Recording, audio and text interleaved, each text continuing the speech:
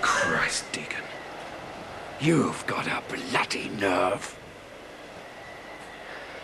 Oh, no, I haven't. Oh, yes, you... Don't start that again. He's behind you. Oh, no, he isn't. Oh, yes, he is. Oh, no. On to you, Deacon.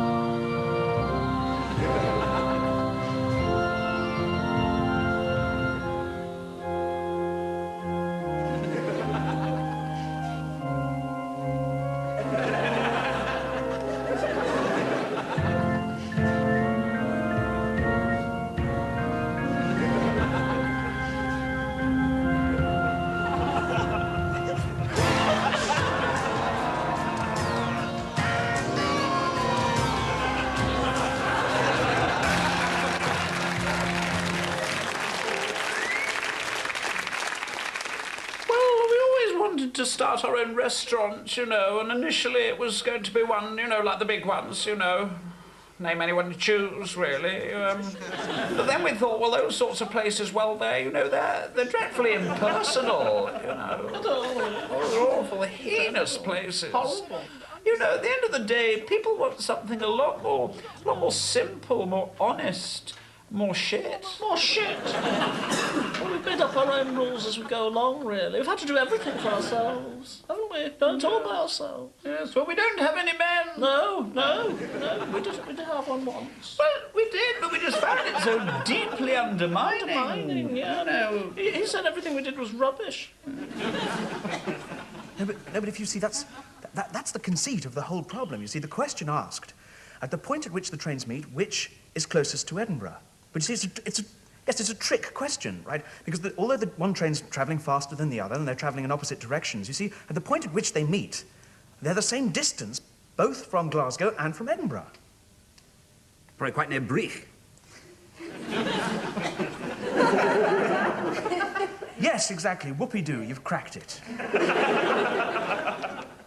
Here's one for you, Johnson. A man stands on the north bank of a river.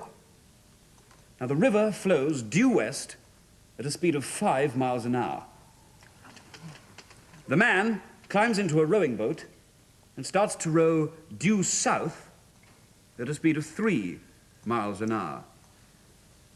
When he has reached halfway, he jettisons one of his oars and starts to row in a perfect circle at a speed of 2 miles an hour. Sorry. Could I just recap? The river's 5. 5 miles an hour. 3 with 2 oars. 2 oars. 2 with 1 oar. After he has completed 2 full circles, he catches a crab and loses his other oar and his picnic basket, which is a shame. Can I stop you there?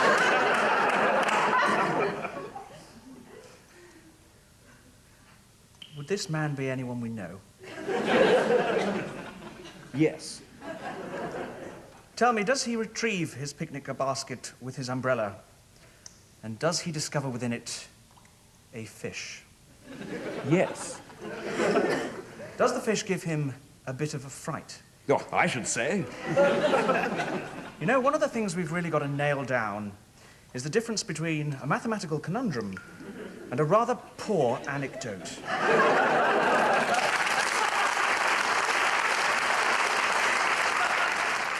Little pots on the counter, didn't we, for charity? Yes, I think it was for local spastics or something. Horses or blind. Anyway, we put this pot on the counter and, you know, we even put a notice up. We didn't stint. No. But people put their change in it and everything. Oh, we used yes. to take it to the bank. Oh, yes, but I think it was just it was a lot of effort. Always behind that twat from the arcade. Oh, Lord, actually, I think we just came to realise it didn't give the hairiest arse. I think our customers now realise that You know, we're not going to slog it out just cleaning stuff and things. There's no point at all. You know, it's our way of doing our little bit for the environment. Say you've got a wooden spoon, you know, you wash that, you're taking a little bit of that spoon away every time, scraping it away until, you know, after 30 years there'll be no wooden spoons.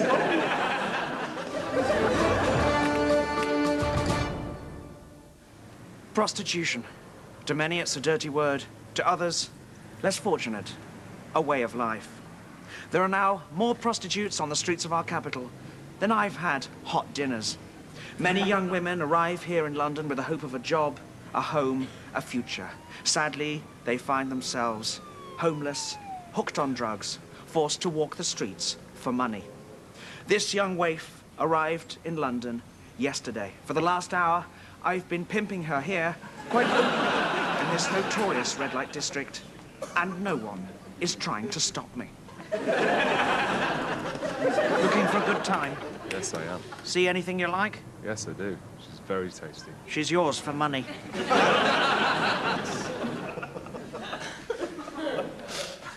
Cindy is being incredibly responsive to Michael's needs. They've learned to talk to one another, being open about what they want, which is so important if they're going to learn to share the experience of a cheap, sordid encounter. But wait a minute. Who's this? Oh, go on. That's more than room service. Michael's now enjoying two-on-one action.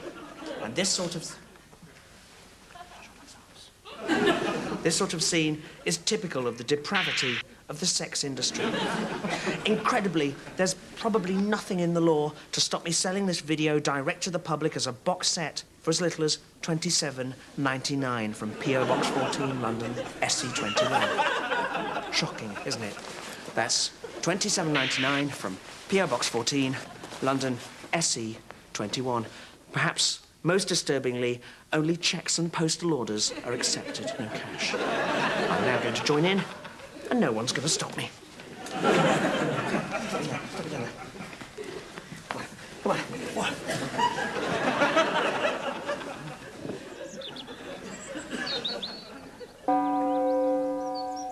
Life's gonna be different for Donnie Martin. She was a wonderful woman, Donnie. Ain't that the truth? Because nothing in life is cast in stone. Hey, Donnie, your name's on there, too. You kidding? Costs $200 to call this guy out again. Hello?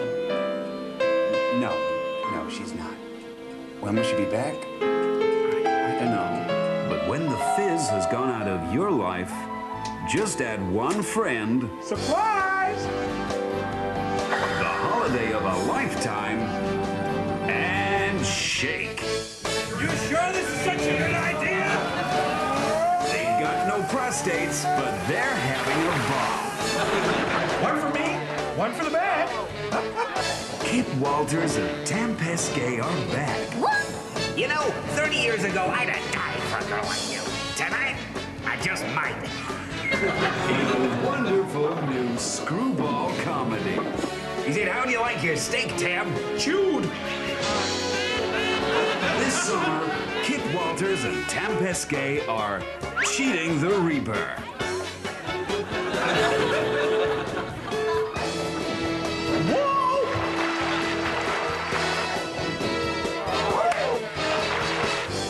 What do you say, old buddy? Why don't we go get measured up right now? I had no idea you were going to say that.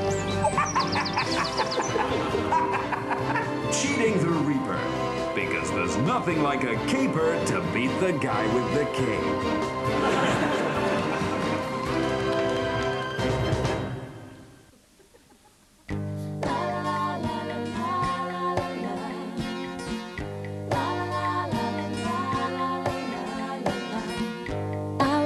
In a Midwest town called Ukraine. Streets are empty, the drugstore's closed, and nobody knows your name. A lot of people kind of assume I'm British. I got started in London, Covent Garden. I used to play here. I think there's a lot of British in my music. And I guess you know my name, Sharon McLeod, is frightfully British, my dear. But that's okay. I'm just going to set up the headphones here for you. Bit of acoustic, bit of conga. Let me know if you need anything else. I mean, they learn soon enough, but Sharon McLeod isn't just me.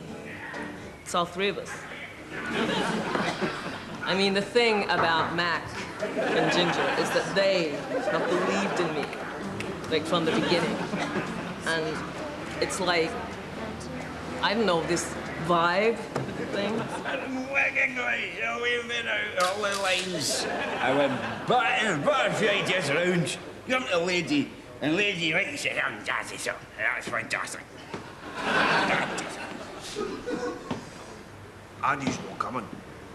I've got to go to social. But, spoke to Jeannie. And she said, if you see him, you got to tell him, because he'll let himself go. Eh?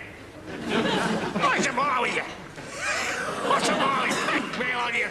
Give him some money. Sorry, Roger, absolutely. You're right. Okay. Just sit yourself back in the track there. Enjoy yourself. Have fun with it. One more time. Where are we going from now? We're going to go from the first chorus. Okay, let's roll. Push him in the heart. Yes. But oh, sweet reflection, when I thought that I'd seen all you had to give. So, we've got huge backing from MTV, and we've just got to crack Europe, really. I think if we start with France and then move on to Germany, because the actual logistics of getting the stage overland are pretty prohibitive when you start looking at Northern Europe. He is lost in this wilderness, surviving on whiskey and cigarettes. But you'll never hear him complain, 'cause he's lived his whole life on the edge of depression.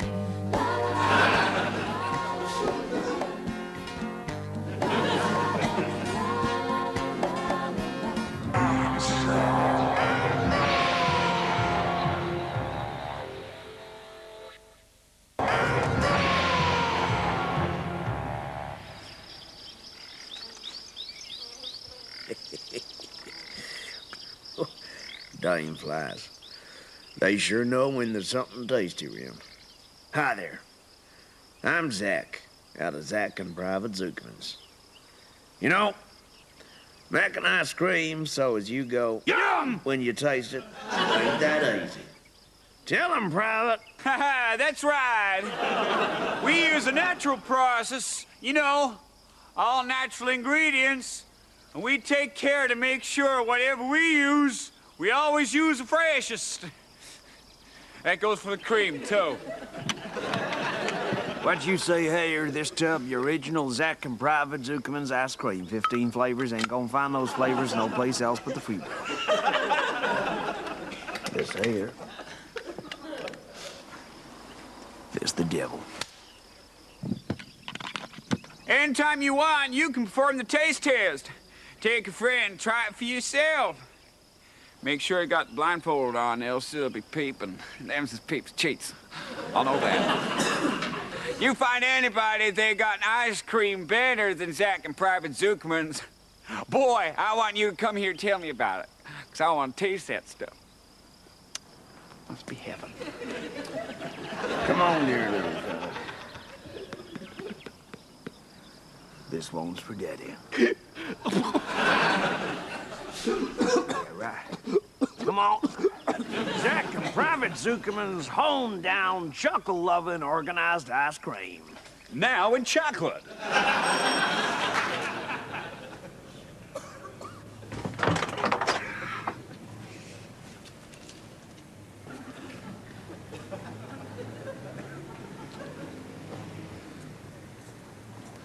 I said pizza. I said Mexican pizza. I'll take it, but I wish you lot would sort yourselves out. Come on. They made a wonderful record of the event, you know. because they had a gentleman there in a photographic capacity. He took some wonderful pictures. The bride, the groom, bride and groom together. The bride with her family, the groom with his best man. He must have taken, I don't know, some 200 photographs. And to his credit, he never once let himself down by asking the bride to show a bit of leg. Or asking the bridesmaids to sit with the sun shining behind them. You know, he kept himself wonderfully in check. You'd have to look very carefully indeed at those photographs to find anything of an even mildly titillatory nature. In fact, I think this is the only one.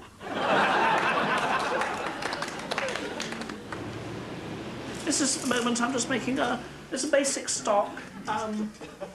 Or could be soup. Could be soup. It's just, you know, brown water, really. Doesn't matter, it's not important. Like a lot of our things that we have here, it's quite an old recipe. It's one that I used to make when I was a little girl, in the garden. So, child labourer's patty, do you think 10's too much? 10 quid? Make it like 74. Cash. You don't want to put people off by charging the earth, do you? I think a lot of people now, they insist on cooking with, you know, stabilisers, flavourings, preservatives, God knows what, you know. Salt, butter, sugar even on occasion, garlic, you know, and they insist on washing everything up, which involves massive amounts of water and detergents. Oh, detergent! It goes into the rivers, and the little rabbits have to drink it. There's no rules anymore. There's no rules.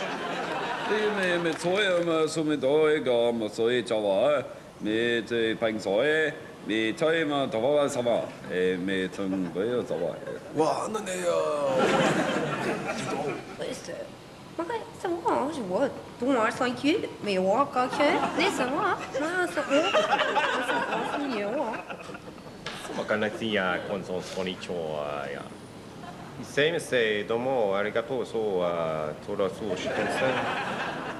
Sorry, I got exam to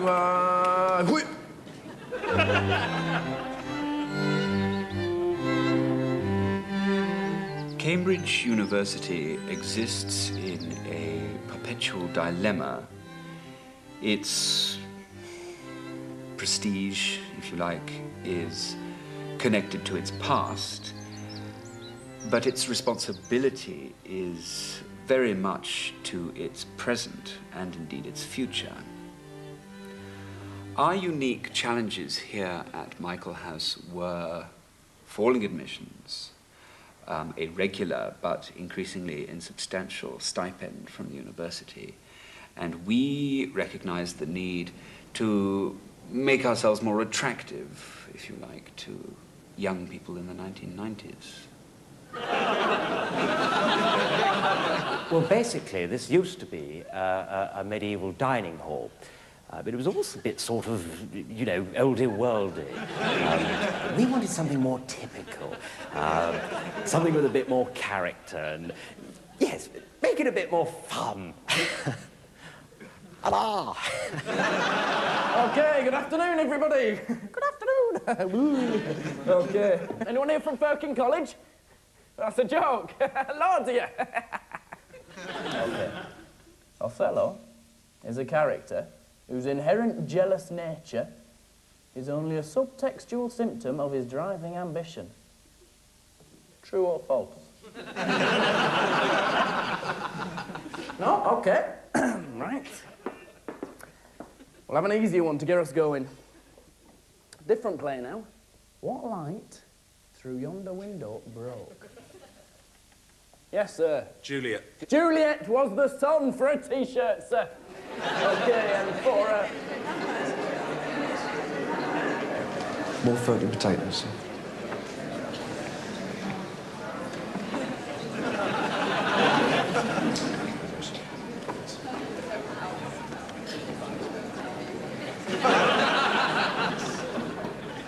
Has it worked? I'll Firkin say so.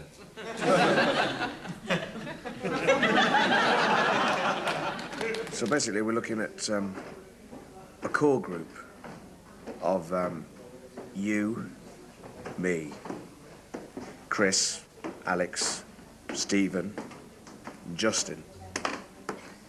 An outer core group, David Walmsley, David Chesters, Andrea,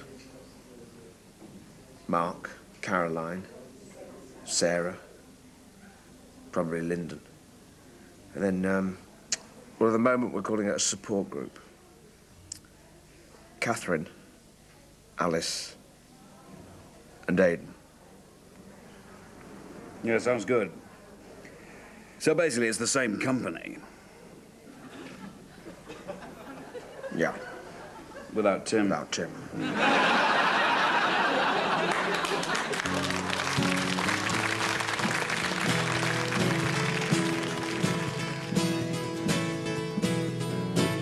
I left Portsmouth at 14 years of age.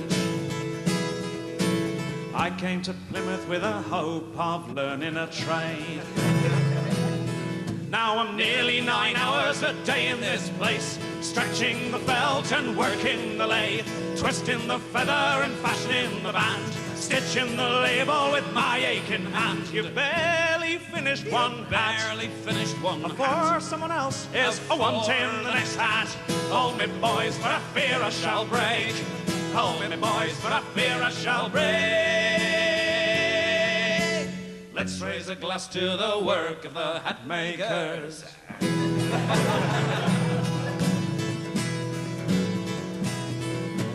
I see fancy gents wearing my hats in the street, whilst my daughter Polly has no shoes for her feet.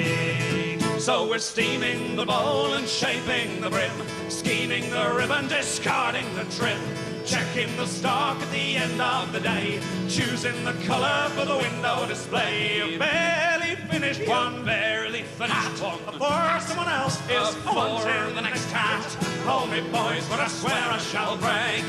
Hold me, boys, for I swear I shall break.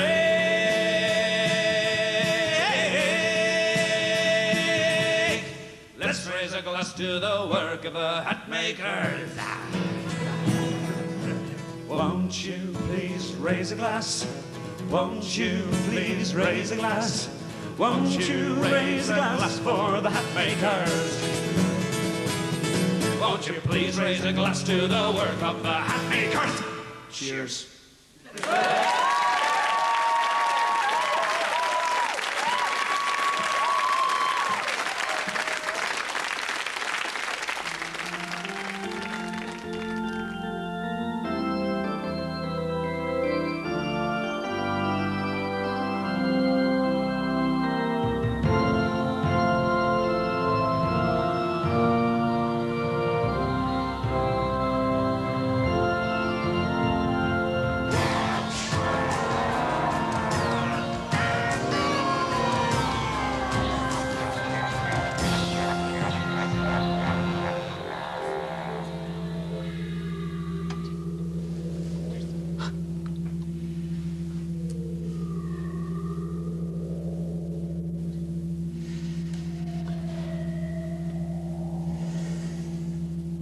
Probably being very stupid here, but,